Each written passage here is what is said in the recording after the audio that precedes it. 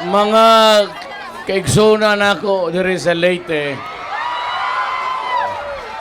Huwag yung ko'y plano tong usang gabi ang akong flight Davao niya na ako'y tanduan gatong appointment.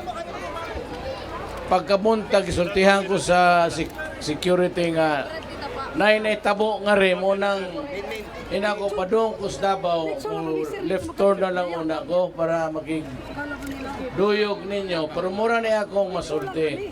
Ibaw ko nga dili kayo grabe ang nasamdan. Pero lalom ang duwa ani. Di na ako masulti nga do, munang nituyo yung ko og pagkikistorya sa military o police. Kay kaning duwa lalom kayo. Unya, may ano nyo kung pilakadlaw. Di ko katabi og daghan kay di na po ba sila musugot og na ako ipanulti nga rin nga basig dili mao.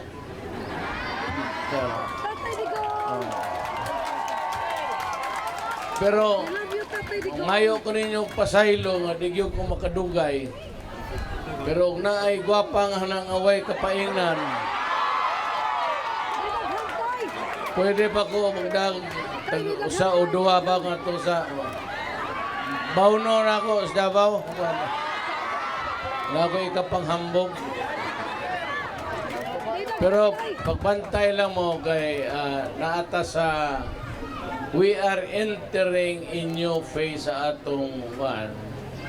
May gani kay ako yung presidenteng yawa. Ay at least dili kay ta mabunog.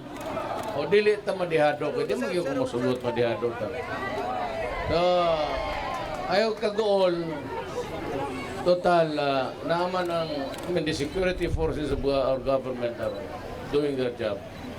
Nakuan lang pag na ako kaya ako'y gustong ihonghong nila mas nauna dahil sila na ako nibaw na sila. So okay lang sa isalig lang mo sa police o militar. Salig lang mo kay ako na'y kasulti ninyo. Nagatrabaho na sila and they would protect you. Wala'y problema na. Daghang salamat. Daghang salamat, Mr. President. Mabuhay po kayo.